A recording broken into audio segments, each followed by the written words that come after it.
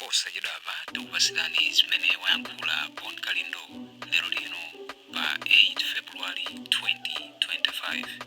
Takhalani pompo ndipo tamvetserani. The DC.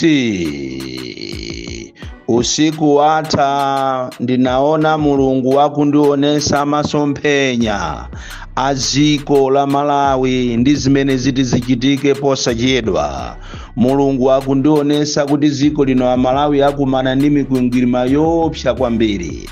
Chifukwa posachedwa kukhala kuti ku dziko lino lonse la Malawi mulibe mo forex, komanso zithandizira kuti chifukwa chakusowa kwa forex imene anthu ake anachita inabwera chifukwa chakuba muziko muno mukhala mulibemo fuel, ndipo kukwera zinthu ndipo zinthu zikwera kopambana muyezo. Ziko kapena boma likhala lopanda masalarizi azilephera kuwapasa anthu masalarizi awo.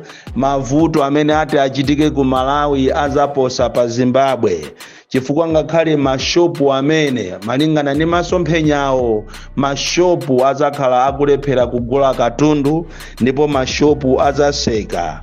Nawonso oyenda pansi kapena oyenda matransport odalira matransport ya anthu azalephera kuyenda.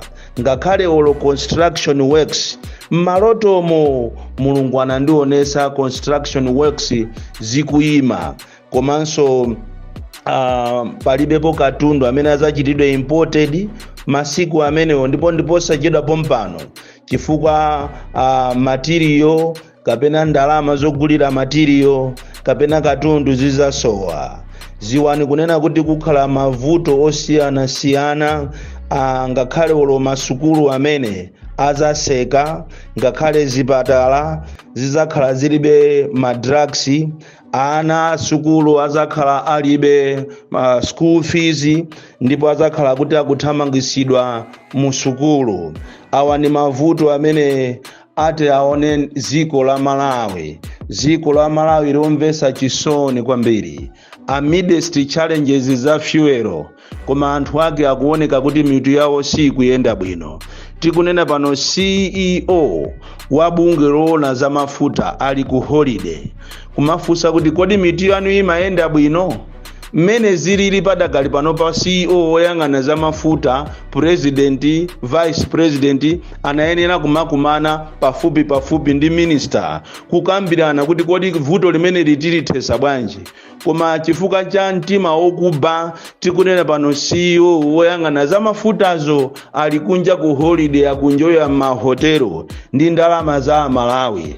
As we talk now, tikapita ku DRC, asilikali athu despite the directive yemene wapereka president kunena kuti asilikali athu achoke ku DRC azibwera kuno ku Malawi, mukafufuza mupeza kuti komanda komanso deputy wake onse muziko muno mulibemo. Ndenkumafusa kuti kodi mmene zililimu masakholo la nzeru libwenzi pano litabwera ndikumakhala ndi anthu ake.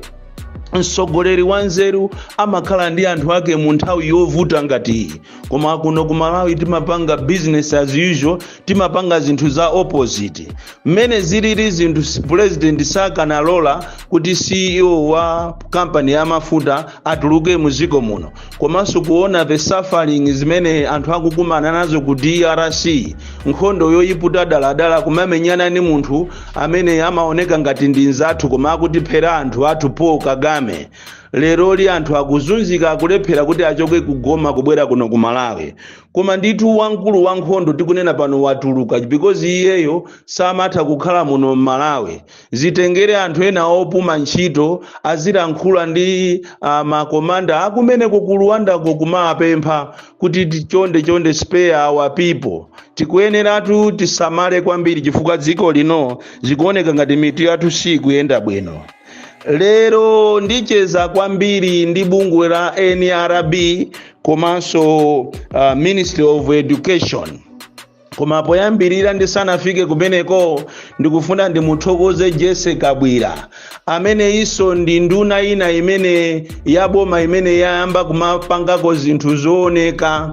Ndikondwere kwambiri ndi Jesse Kabwira. For the first time anzanga inu tinasiyana ku UTM kale tinkacheza bwino koma mwina ndale kapena kusamvesesa zimene ine ndimakhala ndikulankhula mwina ine mmaoneka ngati ndine mdani wanu koma for the first time kupatula Vitumbiko Mumba ndikuthokozeni sotu inu a Jesse Kabwira popereka 14-day ultimatum ya anthu onse amene ali ndi ma fake certificates kuno ku Malawi chifukwa ngati kuli ziko lophweka kwambiri limene anthu ake amangonama kuti ali ndi ma degree ma PhD koma ali a fake ndiye kuno ku Malawi.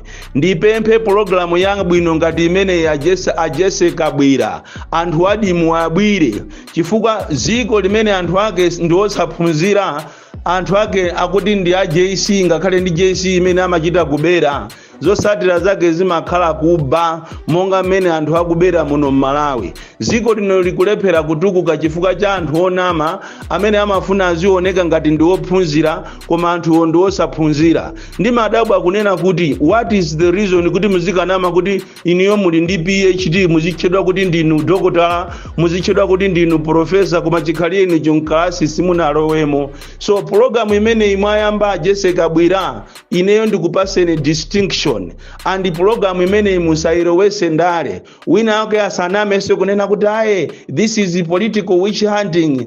Anthu inu mukuzunza ziko lino anthu amene anayenera kuti apindule chifukwa cha kulimbikira sukulu tikunena pano akukumba ankhwiri akugwira ngumbi koma inu amene muli a fake ndi amene mukulemera kwambiri muno Malawi. Kumuona munthu ati ali ndi PhD koma chizungu chimene akunena ngakhale olo parliament koma nakuti Mr. Speaker sir I want to thank the God because my cow has got 3 children. Umangoziwa kunena kuti Malawi ndi ziko lombesa chisoni kwambiri. Choncho ndikupempheni a Jesse Kabwira program imene iyi ikhale ya serious. Ma institutions mwambiri muli anthu amene who doesn't deserve, anthu amene sanapite ku sukulu, anthu amene anagula ma certificate. Kumamuona munthu kuti ati uyu ati anatenga ati degree ali ndi PhD ati ndi doctor wa ku UNISA uyu ndi wa kwa Cyprus maujeni ena afeki ati a Jerusalem ma university ena kumanama kuti ndi aku Esami ku Tanzania uku College of Accountants ena kumanama kuti ndi aku Mimu kuma zosezo zili zonama. Choncho ine ndikuyamikireni for the first time popeza pajamanena kuti ine ndimadana ndi boma koma ine ndimadana ndi uchisiru. Munthu akapanga zabwino timamuyamikira, munthu akapanga zopusa ndimadana naye. Choncho Jesse Kabwira yesesani kuti mupange zimene zandi i program imene isangokhala ya mwezi umozi muyipange ma institutions ambiri andi mukapanga zimene zizi muloweso ku parliament chifukwa ku parliament iso ngati kuli institution ina imene kuli anthu okuba anthu amene akungopanga zonama ndiye ndi ku parliament siku lina muzangolowa mu parliament muchatungonera kuti alese ationese ma certificate yache muzaone mmene anthu atazathawire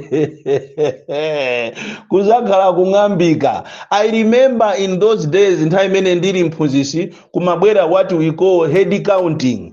Head counting inali programu yabwino kwambiri koma chifukwa cha anthu andale, chifukwa cha anthu okuba anayithesa program imene ya head counting. Tikuyenera ziko lathu tikale serious chifukwa ngati kuli ziko munomo mu Africa komanso in the world ziko lomvesa chisoni limene sili kutukuka chifukwa cha anthu okuba ndiye ndi kunoko ku Malawi. Anthu ake ndi osaphunzira ngakhale JC alibe kumamvera chizungu chawo kumachimva kumanena kuti people they are anthu olephera kuti kusukulu JC jana ilephera mwina ka 8 lero ali maudindo akulu. Munene mukhale very serious and I will be monitoring this and iso ndizakuza ndikuchitani rate mupange zotheka kunena kuti nchitidwe umene wokuba ma certificate omanama anthu amene wamuamange kandi wandale amangidwe osayang'ana kuti uyuyu ndi wachipani chanji. Ayi, palibepo za witch hunting ichi ndi chilungamo. Amalawi ambiri ndinu anthu onama kwambiri, mmanamiza Amalawi kuti ndinu anthu ophunzira. Kandi oyimba umangidwe, kandi wandale umangidwe, kandi wakwaya umangidwe, uli ndi udindo wanji aliyense amangidwe amene alibe certificate, chifukwa anthu ana amene akupita ku sukulu kulimbikira kuti azakhale pa ntchito zabwino ndi amene akuvutika. Kumuona ngakhale mphunzitsi lecture ali ndi certificate yokuba, certificate yonama ya fake. Sono anawo ndiye waphunzitsa chani? Lero ana ndi awa kumachoka kuma university kuma kuti achite apply just to write an application letter kuti to apply for a job, kumalephera kulemba chizungu kuti I am applicant for the job. Iwe talankhula chizungu ngati munthu opita ku university. If we are very very cosmetic in whatever we do. So program imene iyi ndikukuyamikirani kwambiri a Jesse Kabwera. NRB ikupitirizabe kumazuza anthu nchitidwe omwewo wokubawo, ndiponso nkutheka kuti ku NRB iko kuli anthu osaphunzira ambiri. Tikunena pano ku NRB anatumiza ma voter certificates, ma certificate ovotera kwa anthu akumulanje 150 centers. 150 centers mu November ndikuwauza ma headmaster kuti aambe kugawa za NRBs. Koma kuchokera mu November pakana lero ndalama zawo akafusa anguti ndalama zo tikupasani November, December, January, February anthu aja akuzunzika. Andi yafikapo size yonena kuti anthu aja anali pa forum imozi. Tikunena pano pa forum paja aacho sapo anthu aja alanda uadimini atenga ndi mabwana aku NRB. Ziko lomvesa chisoni kumatenga maziphunzitsi ngati zisiru, kumatenga maziphunzitsi ma headmasters ngati anthu opepera. Yeti omwewo ndi amene mmafuna nthawi ya zisankho. Apaso inu maziphunzitsi mutengerepo phunziro, musamagwirisidwe ntchito ndi anthu andale. Lero ndi awo mwaona kuteroko zisankho zikubwerazi akunamizaniso ni kuti atengani mbali tikupasani ma 80,000. Amenenso ena amene mukulipanga ziko lino kuti likhale pa umphawi andale azipanga matama ndikumabera zisankho ndi inu yonso maziphunzitsi makamaka ma headmaster. Ndinu anthu omvesa chisoni kwambiri. Lero taona anakupusisani, anakupasani chanzika kuti mugawe maskulu 150 kumulanje. Ndalama zokwanira mwina zopambana 10 million zabedwa ndi anthu aku NRB amene kuayimbira phone angoti ano tikukonza, we are doing that, we are working on the program pakana lero. Andiso ena ndi awaku Ministry of Education makamaka kwa days kuja kumachedwa ku DHO kwa kumulanje. Ku DHO kwabwera funding, kwa DHO kwabwera funding ya World Bank imene ikuthandizira kuti azipanga zitukuko zosiyana ma primary. Office imene ikuyendesa zimenezi kwa daysiko kumulanje akumachita kumuyimbira headmaster kuti program imene tikupanga ukagula mabloko, ukagula simenti, ukagula malata ukagule kwa wakuti ngati usukagula kumeneko basi uziwe kunena kuti next time sitikupasa contract. This is the corruption at its highest level, and yaku Ministry of Education mukuyenera kuti muyang'ane chitidwe umenewu makamaka kumulanje. And I know kuti it's not only kumulanje koma pakali pano pa chitidwe umene utauona kumulanje kwa days kuja kumachedwa kwa DHO kale amene DO District Education Officer DO akumulanje. Mupite kumene koko mukaone nchitidwe onyasa umene ukuchitidwa kumene koko, not DHO but DEO, District Education Office. Mupite mukaone anthu amene wakupanga za chinyengo, akufuna aziba kumaba makobiri kupangana ndi ma contractors, akumapereka business yonse kwa munthu umozi. And the same system so is in Palombe. Mupite so kumene koko mukayang'ane desk officer amene akuyendesa za program imene iyi kwa DO Palombe, mukapeza so kuti nayenso akupanga so chimozi. This is not allowed in a democratic country.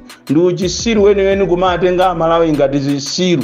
Choncho ndikupempheni iniyo aku Ministry of Education komanso aku NRB mutenge ndalama zawo ANRB, mutenge ndalama zawo za anthu ma headmaster muapase. Mchitidwe umene usitingaulole ife muapase ndalama zawo, komanso inuyo aku Ministry of Education mupite kumulanje ndi kuphalombe mukaone mchitidwe wokuba umene uli kwa ma DO, ma District Education Offices. Kalero ankatchudwa choncho, komalo pano kumatchudwa kwa days. Mupite mukaone anyamatano zimene akupanga, akumapereka ma contract mogwirizana ndi ma headmaster ndi kuachita demand kuti mukagule katundu malo akuti ngati sukagula iweyo wafera popo business, sitizakupatsa nisoni ndalama zopangira chitukuko chanu. Ine ndimangonenapo ndipo sindimaopa, inetu ndine woopsa kwambiri. Pali ine pano ndafika size yonena kuti kukatuluka warrant of arrest ame akuwakanira apolisi kuzanditenga, apolisi akuwakanira ame kuti iye kamutengeni nokha. Ngakhale wamkulu amene wa Malawi Police Inspector General akumauza anthu acho kuti inetu amene uchawiniko Boni Kalindo iyi ndatopa naye ineyo ameneyo ayi. Ine ni mwana woopsa kwambiri. Mwana woopsa kwambiri from Jeza Village TM Mabuka Box 76 Mulanje, Malawi, Southern Africa.